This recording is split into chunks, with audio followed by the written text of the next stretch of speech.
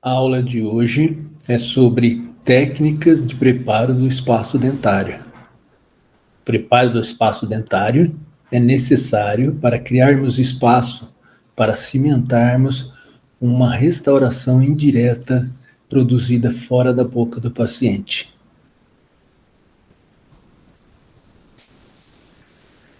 Nós iremos abordar aqui principalmente os preparos para coroas totais, tanto para dentes anteriores quanto para dentes posteriores.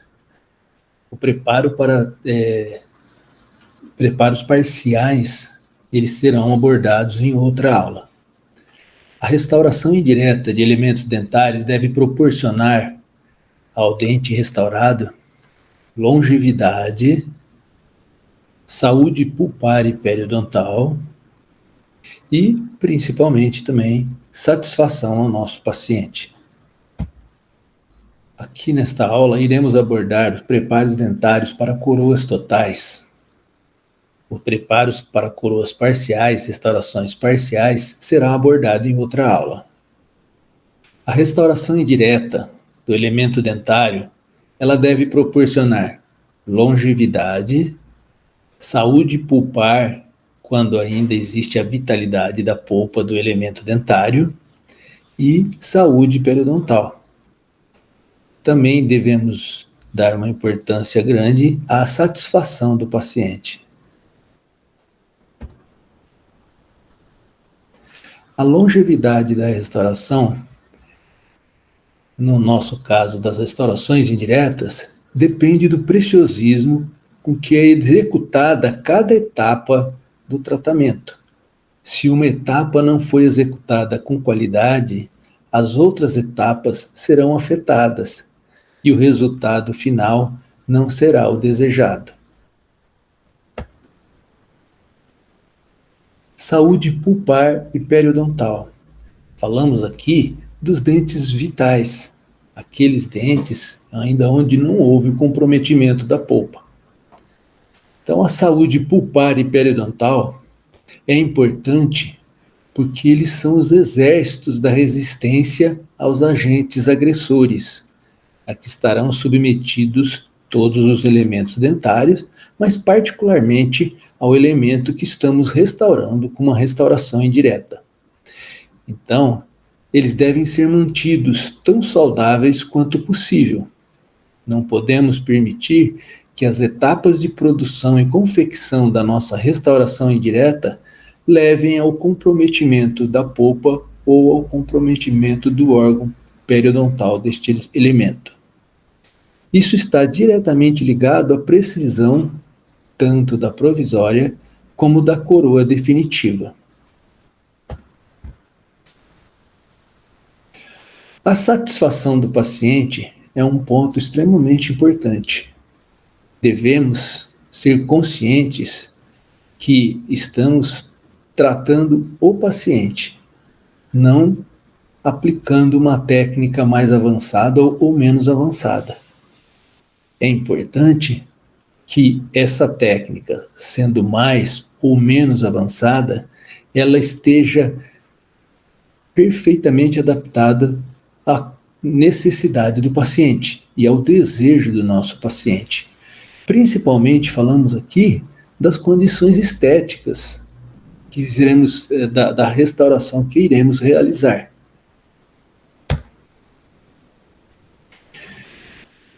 Para que a gente consiga fazer uma prótese com longevidade, para que a gente mantenha a saúde pulpar e periodontal presente e consiga satisfazer o paciente, nós devemos começar pela técnica de preparo ou também a mecânica do preparo protético. Então, esse preparo deve ser capaz de determinar retenção para a coroa e proporcionar resistência a esta mesma coroa. Esses dois componentes mecânicos, eles não agem sozinhos, eles agem em conjunto. Daí a importância do desgaste que iremos fazer do elemento dentário.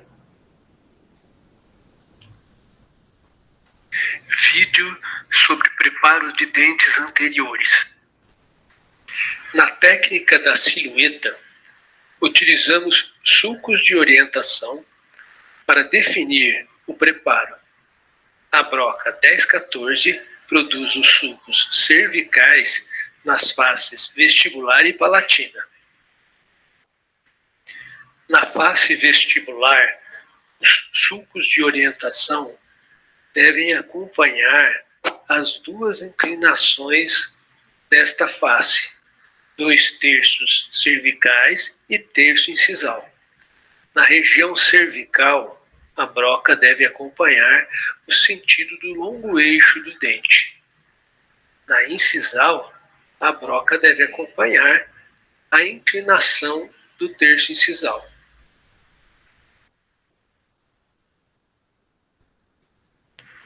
O sulco da incisal deve ser feito com a espessura de 2 milímetros, aproximadamente 1,5 broca.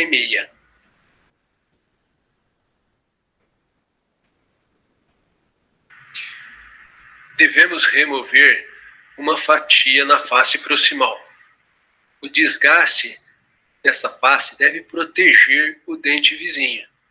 Este desgaste irá criar espaço para a broca 3216. É essa broca que define a forma da face proximal. O uso de matriz de aço não protege o dente vizinho. A broca pode desgastar os dois, dente e matriz. A união dos sulcos deve ser feita com uma broca de maior diâmetro. Esta produz um desgaste mais uniforme e deve seguir a orientação da broca que produziu o sulco.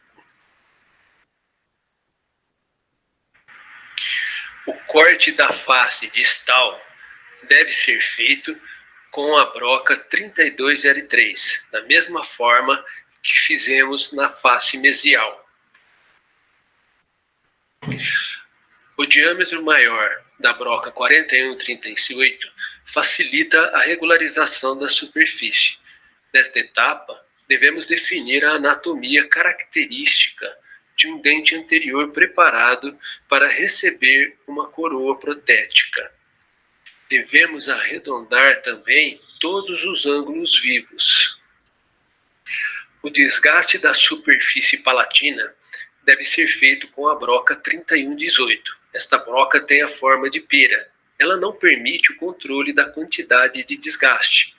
Este deve ser conferido medindo a espessura da provisória após o ajuste oclusal. Nesta etapa, devemos definir o posicionamento do término cervical. Este é um momento importante e deve ser feito isoladamente. Clinicamente, podemos deixar o término posicionado ao nível da gengiva marginal. Devemos nos preocupar nesta etapa com a adaptação da provisória. Sem adaptação, a gengiva pode migrar sobre o preparo. Última recomendação: treine, treine, treine, treine.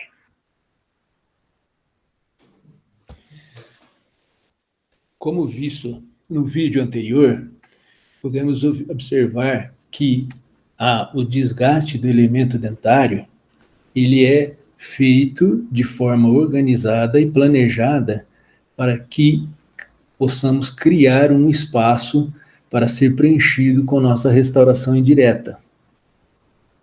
Esse espaço e esse preparo deve respeitar as condições mecânicas de resistência e retenção. E também não devemos esquecer de manter a integridade pulpar e também periodontal do elemento preparado. Então, os princípios mecânicos que deveremos obter com a nossa técnica de preparo devem ser resistência e retenção, que geralmente são conseguidos igualmente, na mesma forma, tá? Integridade marginal e rigidez estrutural. A resistência. A forma de resistência ou estabilidade previne o deslocamento da coroa durante a ação de forças oblíquas.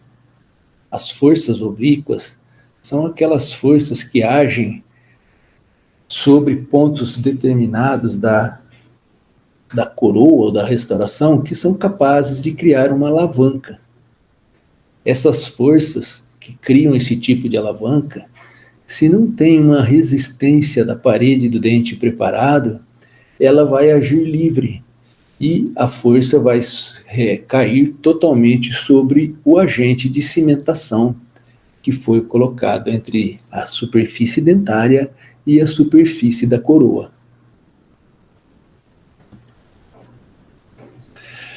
A forma de resistência ou estabilidade, então, ela previne o deslocamento da coroa durante essa ação dessas forças oblíquas.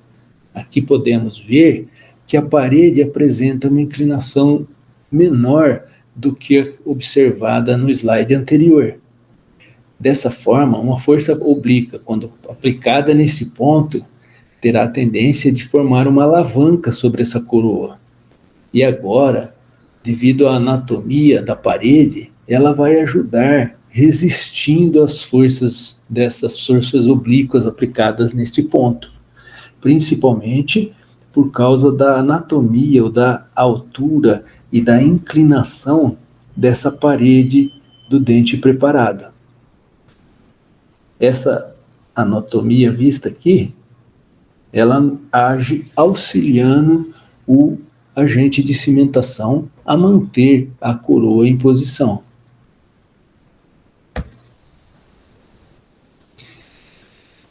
A resistência, então, ela vai ser dependente de alguns pontos. Ele é dependente, primeiro, da intensidade e da direção da força que é aplicada durante o ato mastigatório. Ela está diretamente ligada também à anatomia dessa parede que age se opondo à força aplicada no lado oposto. E isso, para que ela consiga isso, ela depende da inclinação, mas também de uma relação entre a altura do dente preparado e a largura desse mesmo dente. Essa relação permite uma eficiência maior da parede durante as forças mastigatórias. Então, guardem esse ponto. Ela é dependente da inclinação da parede que está se opondo à força e ela é dependente da altura nessa relação entre altura e largura.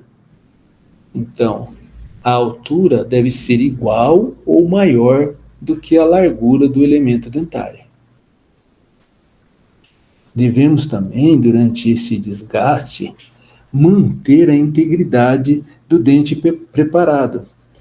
A integridade ela está diretamente relacionada à quantidade de dentina que é mantida no dente pilar.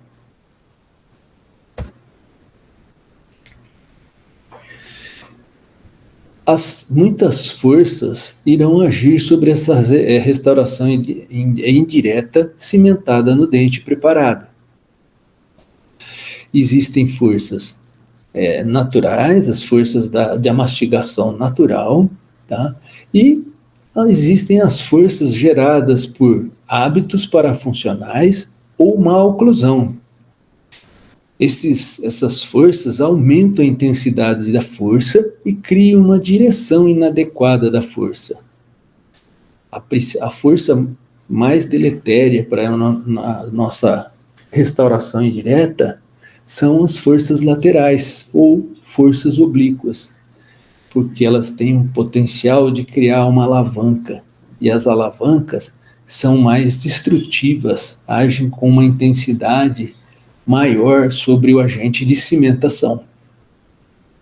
Lembrando que para conseguirmos a ação de resistência da parede oposta aonde é aplicada a força, nós deveremos ter uma relação entre a altura e a largura da coroa. E a altura ela deve ser igual ou maior que a largura da coroa. Em coroas curtas, deve-se diminuir a inclinação das paredes axiais ou confeccionar canaletas. Canaletas ou sucos são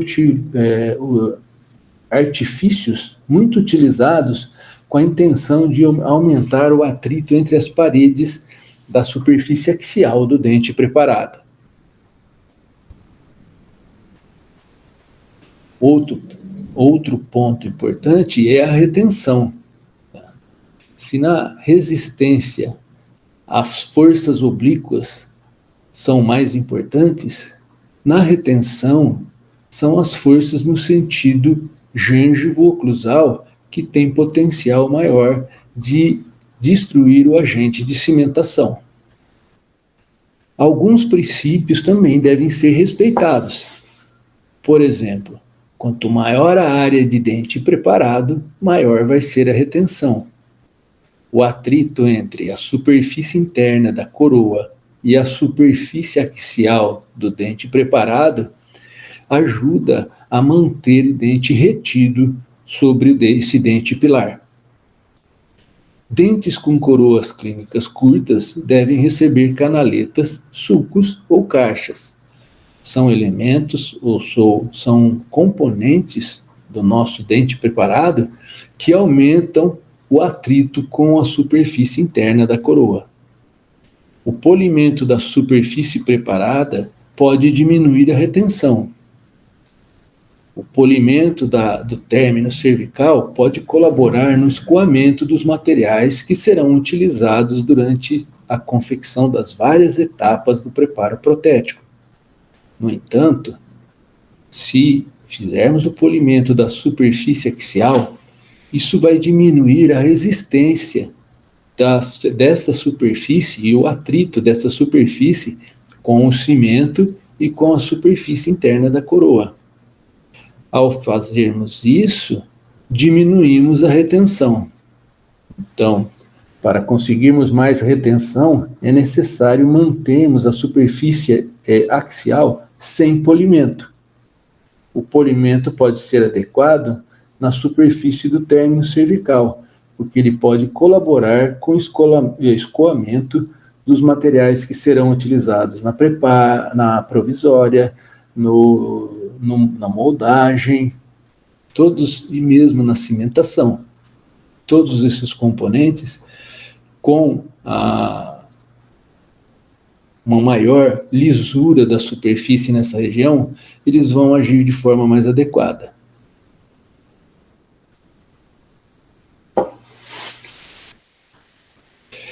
Para obtermos mais retenção, então, devemos tomar as seguintes precauções. Primeiro, ter consciência que paredes paralelas aumentam a retenção, principalmente quando comparadas com paredes mais inclinadas. Quanto maior a inclinação das paredes, menor a retenção. Então, quanto maior a conicidade do dente preparado, menor a retenção. Quanto menor a conicidade, maior a retenção. O preparo ideal é o preparo onde existem paredes ligeiramente divergentes. Por que essa situação?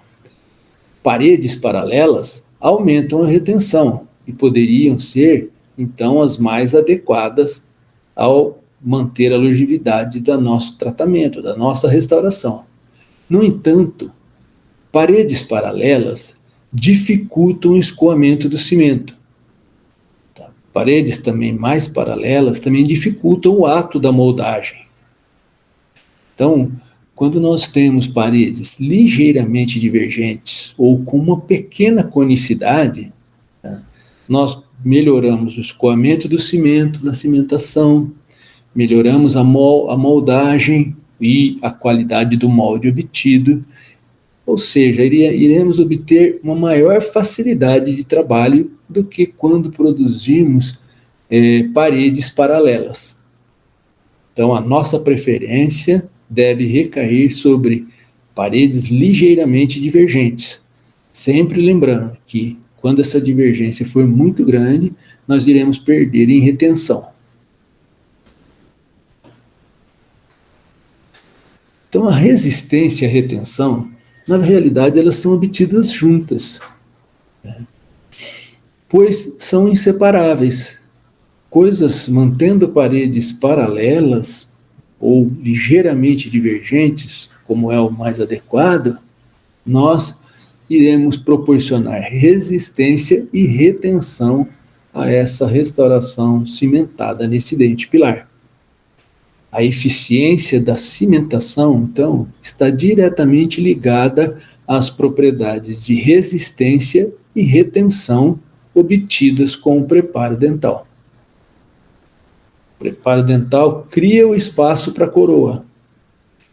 Aí, no momento em que cimentamos, ela será submetida às forças mastigatórias.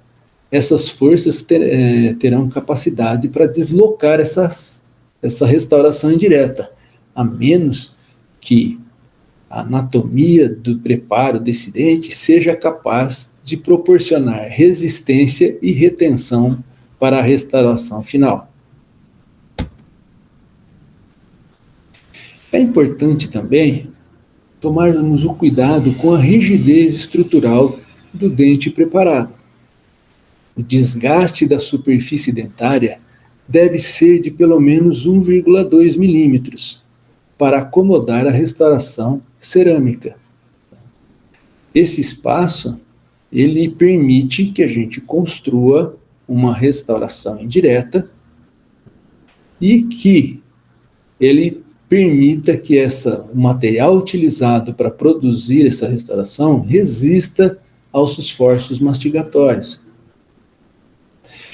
A princípio, as técnicas de preparo eram direcionadas para produzir um desgaste de 1,2 milímetro na superfície axial do dente preparado. Com o tempo, foi-se observado que um desgaste um pouco maior aumentava a espessura do material da restauração indireta. O aumento dessa espessura proporcionava melhores condições estéticas ao material. Esse diâmetro, né, é o diâmetro de 1,2 milímetros, é o diâmetro da broca 3216 e 2215. Né? E essas brocas são as brocas de referência para produzirmos a técnica de preparo da superfície axial do dente pilar. No entanto, após a produção do dente preparado, deveremos aumentar um pouco mais o desgaste para conseguirmos uma espessura de pelo menos 1,5 milímetros, pois esta espessura maior vai dar uma melhor condição estética. Outro ponto extremamente importante, né, que irá principalmente preservar a saúde periodontal, é a integridade marginal da restauração indireta cimentada sobre o dente preparado. A adaptação marginal deve prevenir a dissolução da linha de cimento. Quanto maior o espaço entre a coroa e o término cervical, maior vai ser o espaço ocupado pelo cimento. Durante a cimentação, o cimento vai preencher esse espaço que existe entre o término da restauração e o término cervical confeccionado no elemento dentário. Essa região, ela vai ser, uma vez preenchida pelo cimento, ela vai estar exposta à ação das substâncias que estarão presentes na cavidade oral, dos agentes de escovação, por exemplo. Tudo isso, saliva, escovação e a própria ação da força sobre a restauração indireta pode levar à dissolução do cimento. Independente do cimento utilizado, essa distância ela deve ser a mínima possível. Não existe um consenso sobre o quanto deve ser esse espaço, mas se acredita que ele deve ser o mínimo possível para diminuir a exposição do cimento a esses agentes. pois quanto maior a exposição do cimento ao meio oral, maior será a dissolução desta linha de cimentação. Uma vez dissolvida essa linha de cimentação, vai ficar uma cavidade. Essa cavidade vai ser preenchida pela placa bacteriana.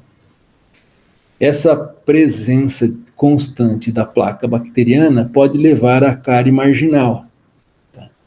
E em estudos tem mostrado que o maior fator de fracasso das coroas totais são as cáries marginais.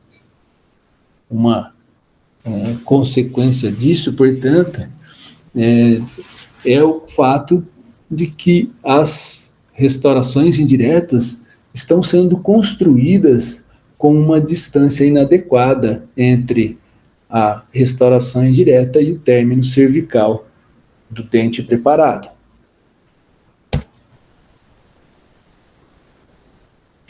Devemos lembrar que aos dentes vitais devemos manter a saúde do órgão pulpar. Isso é extremamente importante para dar resistência estrutural para esse dente, né? E também porque uma vez cimentado, se esse órgão pulpar não for protegido, ele haverá um comprometimento da polpa e, consequentemente, o fracasso da restauração indireta confeccionada. O desgaste dentário durante o preparo pode agredir o órgão pulpar. Teremos vários fatores que ocorrem durante esse ato de preparo do dente. Poderemos ter o calor gerado pelas brocas de alta rotação, brocas e turbinas inadequadas, muitas brocas já vencidas com o diamante inadequado para fazer um corte adequado, turbinas que funcionam de forma inadequada, a quantidade de dentina remanescente, ou por problemas da expansão da cárie, ou de fratura, ou de trauma, a permeabilidade dentinária. Devemos lembrar que quanto mais próximo do órgão pulpar, maior a porosidade ou a permeabilidade dentinária. Devemos tomar cuidado com o ato de moldagem, porque ele pode ser agressivo, principalmente ao periodonto, mas também ao órgão pulpar. E a reação exotérmica dos materiais, principalmente dos materiais de produção da provisória. Por último, a infiltração marginal deve ser evitada, pois pode comprometer a saúde do órgão pulpar. A adaptação da provisória impede essa infiltração marginal. Todos estes elementos podem ser desenvolvidos durante o ato de desgastar o elemento dentário. E devemos tomar o cuidado para que isso não comprometa a saúde pulpar do elemento dentário.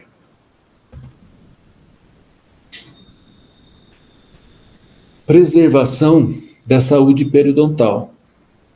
Isso é um fator importante que determina a preservação da saúde periodontal, principalmente o posicionamento do término cervical. Este posicionamento vai estar diretamente ligado à capacidade de higienização ou à forma de higienização com que o paciente vai evitar o acúmulo de placa nessa região. Então, a união entre a porção terminal da coroa, né, essa região aqui, com o término cervical do elemento dentário e o cimento utilizado, é uma região com potencial de agressão ao periodonto. Devido à irregularidade desses três materiais posicionados nessa região, existe um potencial para acúmulo maior de placa bacteriana. Devemos, então, evitar que exista uma irregularidade muito grande nessa região. Então, a qualidade da adaptação vai ser importante para evitar o acúmulo de placa bacteriana. E a placa bacteriana é a responsável por comprometer a saúde periodontal.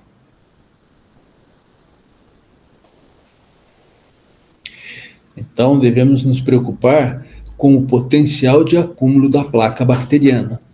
Lembrando também que uma menor adaptação entre essa região da coroa da restauração indireta, o cimento e o término cervical vai criar regiões que facilitam o acúmulo de placa bacteriana. Podemos, para facilitar a higienização, então planejar o posicionamento do término cervical. Naturalmente, existem 3 regiões específicas onde posicionamos, através do preparo, o término cervical. Nós podemos posicionar o término cervical 2 milímetros supragengival. Quando fazemos isso, colocamos 2 milímetros supragengival, facilitamos o acesso da escovação para o paciente e diminuímos, então, a chance de acúmulo de placa nessa região. Acúmulo de placa que, lembrando, pode comprometer a saúde periodontal. Outro tipo de posicionamento é o término cervical posicionado no interior do sulco gengival. Isso deve ser feito entre meio e 1 milímetro no interior do sulco gengival. Isso é necessário para que a gente não tenha esse aspecto observado aqui, onde nós podemos ver a união entre a coroa, o cimento e o término cervical. Isso dá um resultado estético desagradável para o paciente. Então, para que isso o paciente não saia satisfeito com a restauração, então é necessário colocar esse término dentro do sulco gengival. Tá? Essa medida de meio a 1 milímetro permite que você consiga esconder dentro da gengiva esse término e sem invadir a distância biológica. Também podemos posicionar o término cervical ao nível da gengiva marginal. Esses três tipos de posicionamento podem ser utilizados na mesma dente preparada.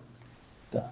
Podemos colocar o término cervical supragengival nas áreas não visíveis, por exemplo, na superfície palatina, e colocar o término cervical subgengival na região visível, que vai da metade proximal mesial até a metade proximal distal, e incluindo principalmente a face vestibular. Entre essa transição e entre a vestibular e a palatina, nós acabamos posicionando a gengiva ao nível marginal em algumas regiões. Tá? Todos esses 3 posicionamentos têm vantagens e desvantagens.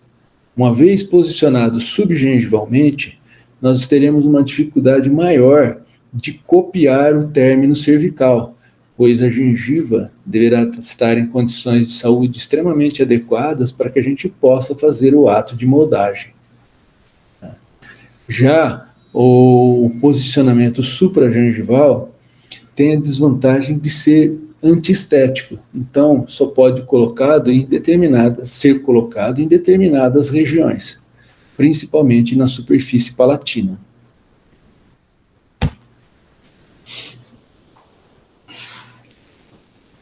Outro fator importante é a anatomia do término cervical. Essa aqui é a anatomia em que nós utilizamos nesse preparo, é uma anatomia em forma de chanfrada. Então aqui é o término cervical, e esse término cervical aqui, ele tem uma anatomia arredondada, característica do chanfrado. Existem outras formas que dependem do tipo de broca com que você utilizou para fazer esse término cervical. Existe o ombro ou degrau biselado, o chanfrado, o chanferete e o término em 45 graus. A diferença entre o chanfrado e o chanferete está na quantidade de desgaste com que você fez o preparo do dente pilar. O desgaste maior, você consegue uma área arredondada maior.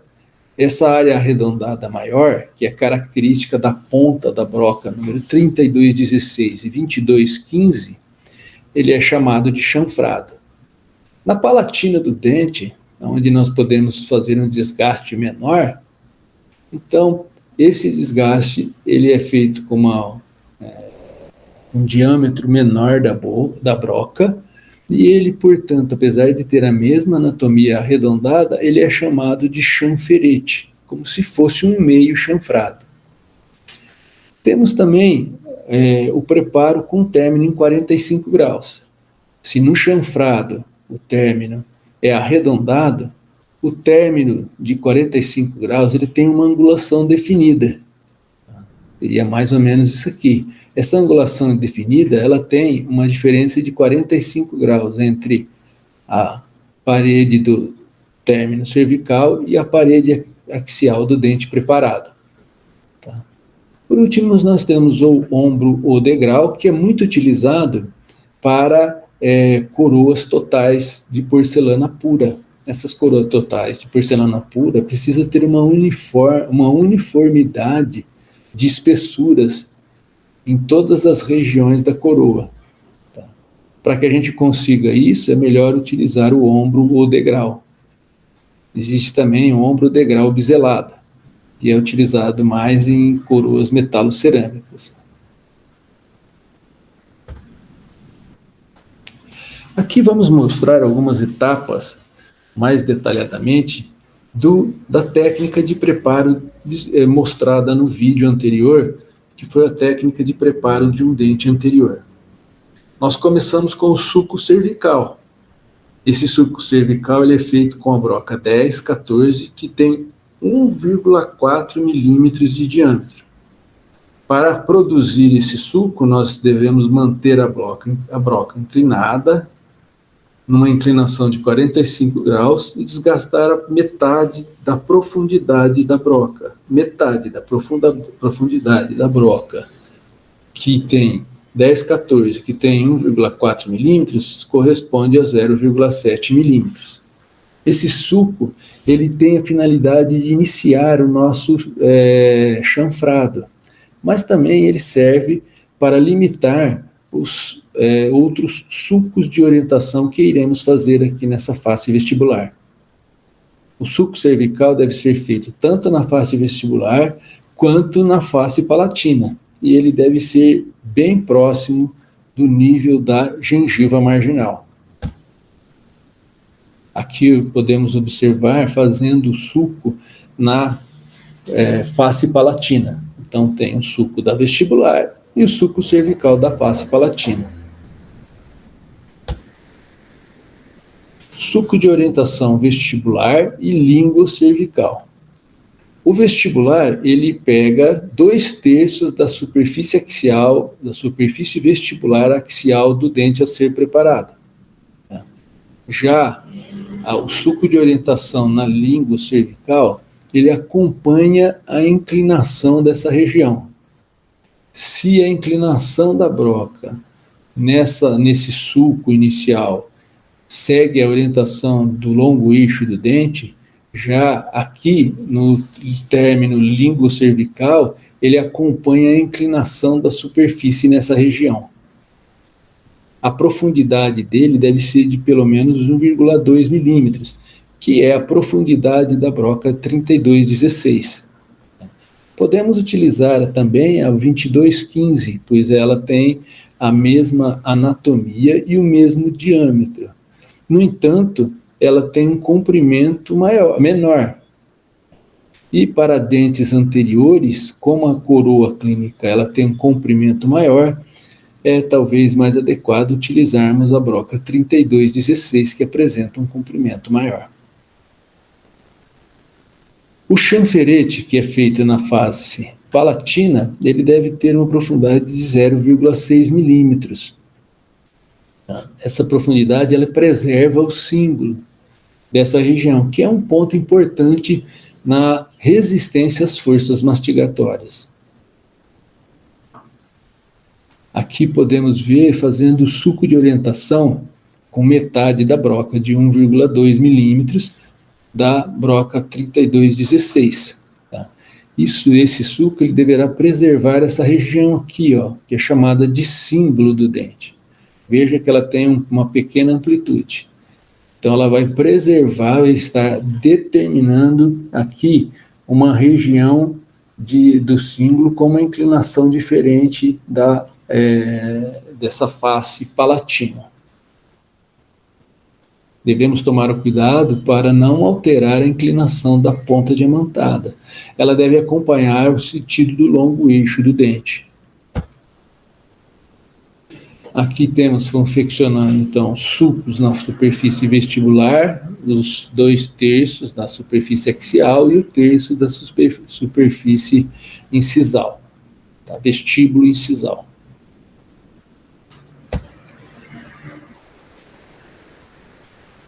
Aqui a broca está fazendo o desgaste da superfície incisal. O suco de orientação na incisal deve ser um pouco mais profundo. Ele pode ser feito também com a broca 3216 ou 2215, mas a profundidade dele deve ser maior, em torno de 1,5 a 2 milímetros.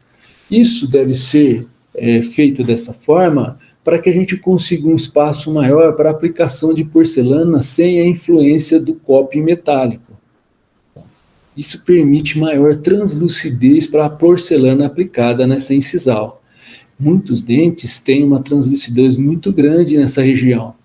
E para satisfazer esteticamente, você deve fazer um desgaste com uma profundidade maior.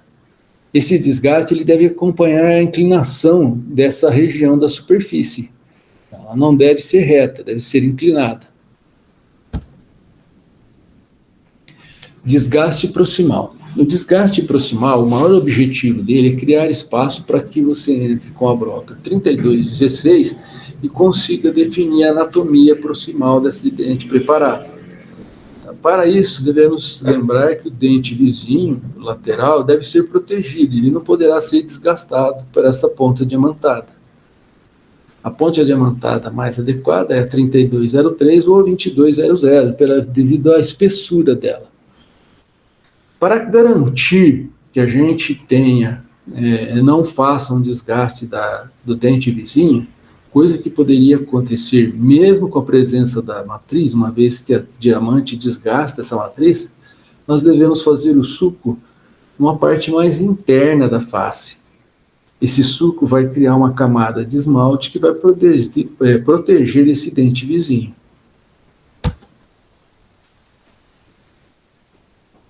Aqui estamos vendo o desgaste, veja que criou um espaço. Esse espaço agora poderemos entrar com a broca 3216 e determinar a anatomia final dessa região.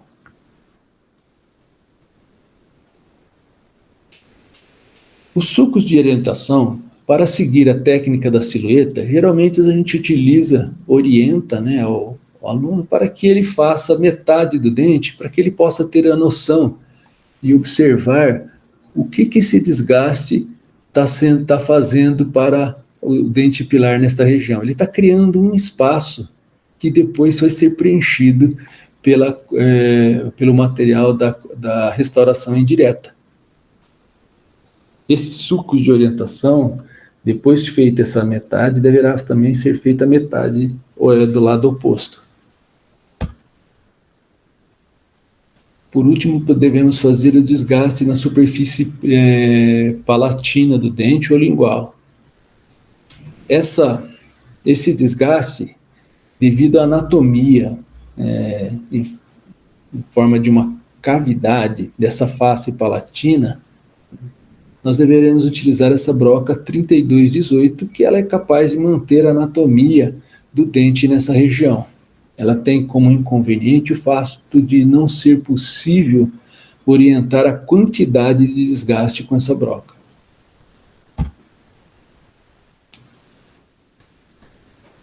O preparo subgengival ou o preparo do término cervical, ele deve ser uma etapa única, pois ele é extremamente delicado e devemos ter muito cuidado, principalmente com a profundidade do desgaste. Essa profundidade não deve passar de 1 milímetro. Isso porque uma profundidade maior vai diminuir as distâncias biológicas e pode levar à inflamação do tecido periodontal. Ele pode ser feito com a broca 3216, pois aproveita a forma da ponta diamantada.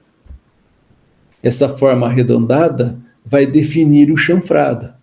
E esse chanfrado, então, ele vai definir pela quantidade de desgaste e pelo posicionamento da ponta diamantada. Então, essa região aqui, onde começa o afunilamento para a formação de uma gengiva, uma ogiva nessa região, então, essa ogiva, essa forma de ogiva é chamada de chanfrado. Tá?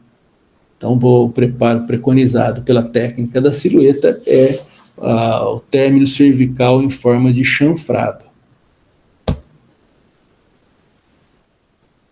O acabamento é um ato extremamente importante e ele deve ser bem criterioso.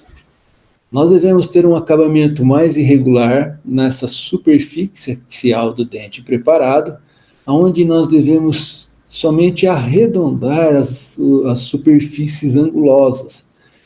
Ângulos agudos criam área de tensão nessa região de ação das forças mastigatórias e essa tensão pode induzir a fratura da porcelana. Na região do término cervical, é importante fazermos uma lisura bastante eficiente, bastante intensa, para que a gente consiga um melhor escoamento do material nessa região. Principalmente na região em que o término cervical é colocado no interior do sulco periodontal.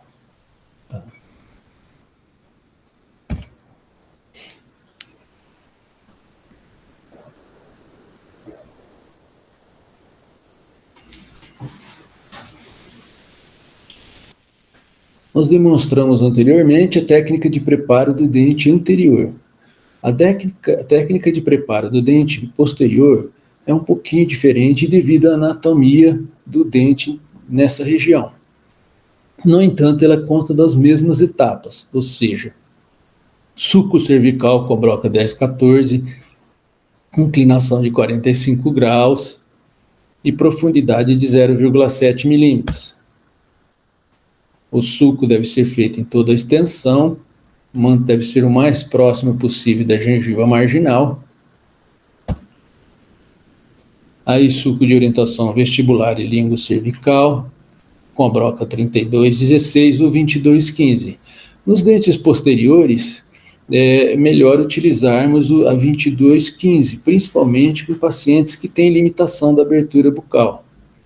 3216 pode ser utilizado em pré-molares, como nesse caso aqui. No entanto, os dentes posteriores são mais facilmente produzidos, os sulcos, com a 2215. A profundidade é a mesma utilizada para os dentes anteriores, entre 1,2 e 1,5 milímetros. Já o chanferete, na face palatina, ele deverá ter uma profundidade de 0,6 milímetros, ou seja, metade da profundidade da broca. Aqui fazendo os sulcos de orientação. O sulco de orientação na região incisal, veja que aqui a inclinação da ponta é diferente. Se na outra acompanhava o sentido do longo eixo do dente, esse aqui o sulco acompanha a inclinação dessa face do dente preparado. Isso é importante porque possibilita que a gente faça um desgaste uniforme entre essas duas regiões da superfície. Se fosse somente uma inclinação, nós seríamos obrigados a fazer um desgaste maior para poder conseguir desgastar essa região aqui. Sulco de orientação na oclusão, ele segue a orientação da vertente interna de cada cúspide. Essa vertente interna da cúspide vestibular e a vertente interna da cúspide palatina. é feito com as mesmas brocas, 2215 ou 3216, preferencialmente 2215, e a profundidade em torno de 1,5 mm. Lembrando que aqui é uma área principalmente que tem a cúspide, que ela é a cúspide de trabalho, onde a força mastigatória vai ser mais intensa, então exige uma profundidade maior, para obtermos uma espessura maior na restauração indireta. Desgaste proximal, também com os mesmos cuidados, só utilizando a broca 3203 ou 2200. Sucos de orientação, união dos sucos de orientação, né, com a broca 4138.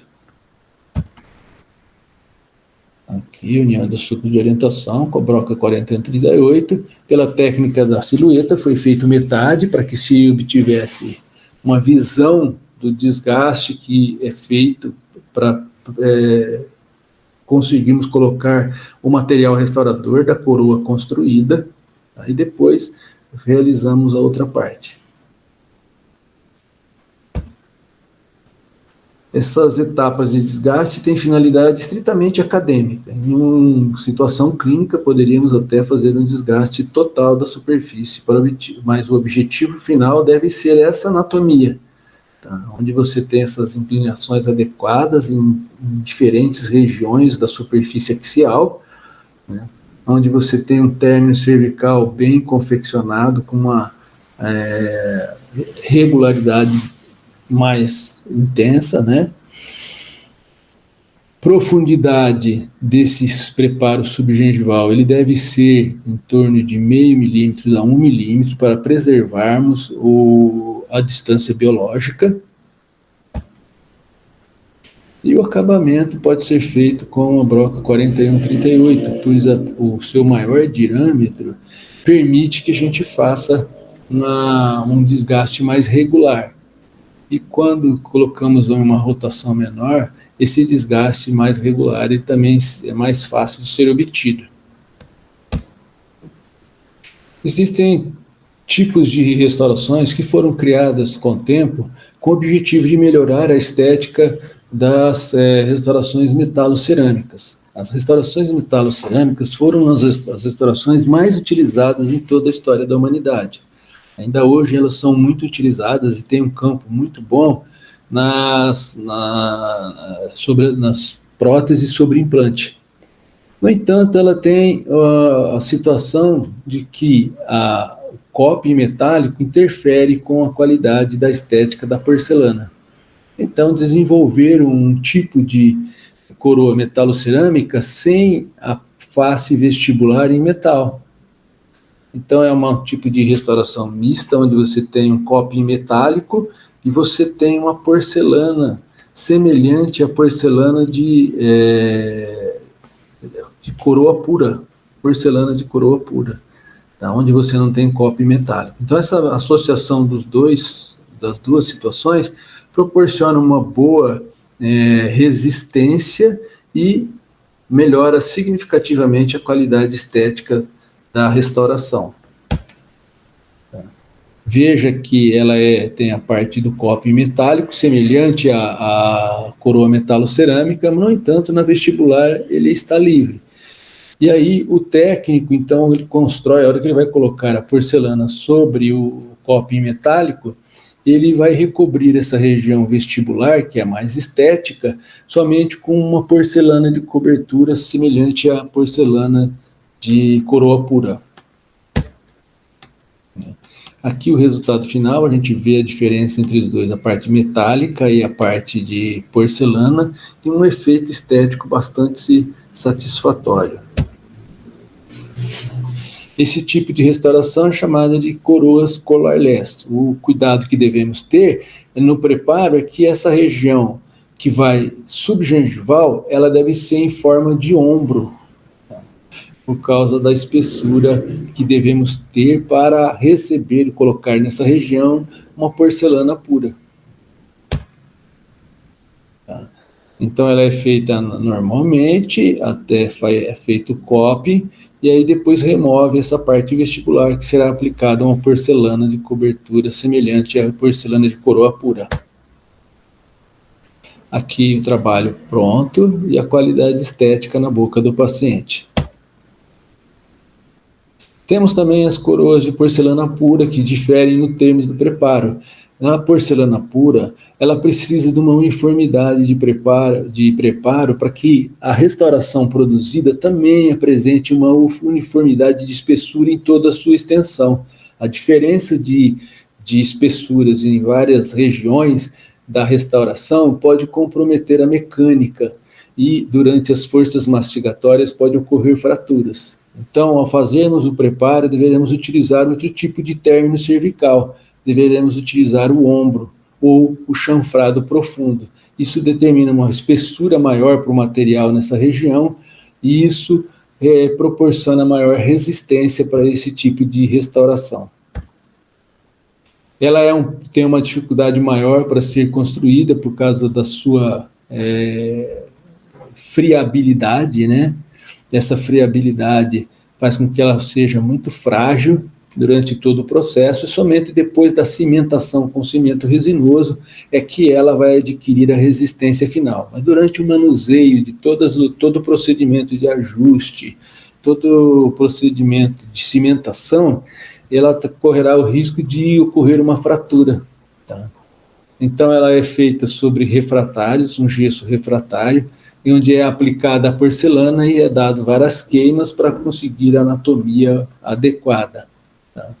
Depois ela é levada na boca, ajustada e cimentada. Aqui, sendo provada na boca e a restauração final. Isso dá uma qualidade excepcional, pois a porcelana é extremamente estética e não tem o efeito do antiestético do metal, do coping, da coroa metalocerâmica e do opaco aplicado sobre esse metal. Aqui mais um vídeo sobre dentes posteriores. Preparo em dentes posteriores. Preparo para prótese fixa. Primeira etapa, suco de orientação cervical. Aí, fazendo isso no molar, no segundo molar. Então, suco na vestibular, 10, 14, posicionado em 45 graus. Isso em relação ao longo eixo do dente.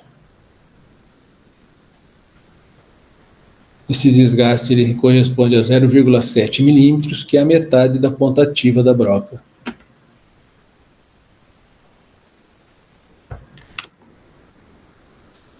Então, o processo é repetido na face palatina.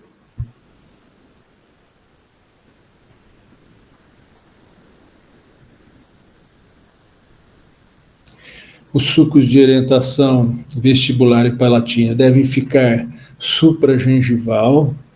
Esse suco na região cervical ajuda a limitar isso, pois depois a fase final de confecção do término cervical, ela deve ser feita isoladamente. Aqui marcando os desgastes, os sucos de orientação. Aqui com a broca 2215, vamos fazer o 3216, né? A diferença entre elas é somente o comprimento da ponta ativa. Ela apresenta uma profundidade de 1,2 milímetros. É importante a gente respeitar a segunda inclinação, né, para que o desgaste não seja excessivo, para que se consiga a espessura suficiente nessa região oclusal.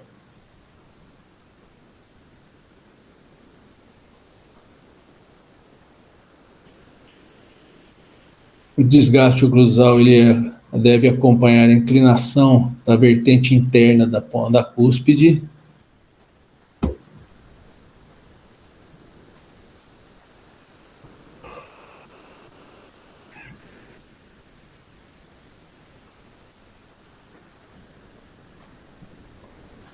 O desgaste na superfície, na cúspide funcional, ele deve ser um pouco maior, por causa que a intensidade da força mastigatória vai ser maior.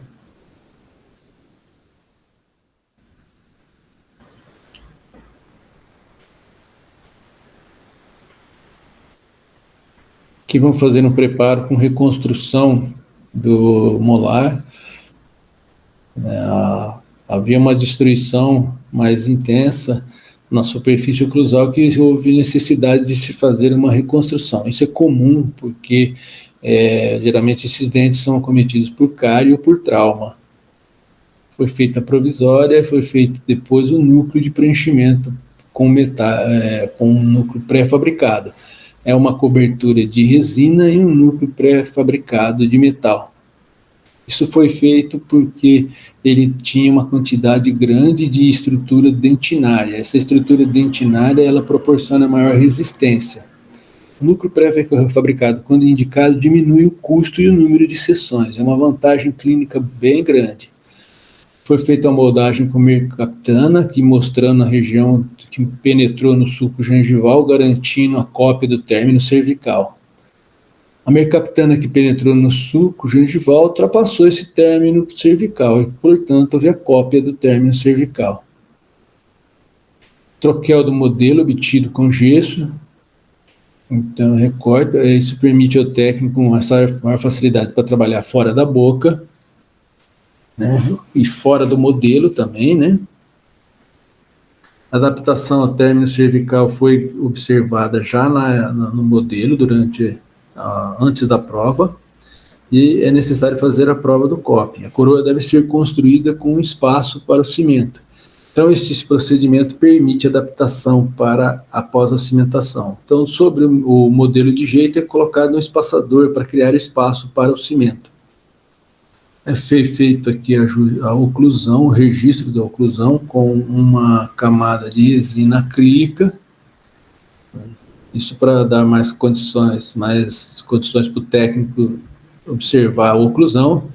Foi feito um molde de transferência, isso aqui chama de molde de transferência, e foi tirada a cor.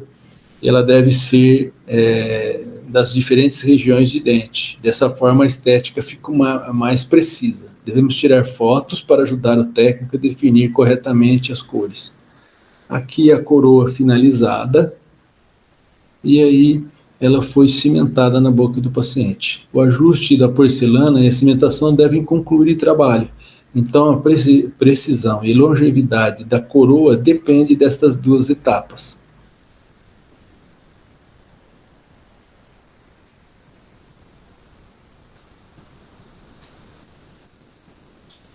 Mostrando a fase inicial e a fase final do tratamento, o efeito estético bastante agradável.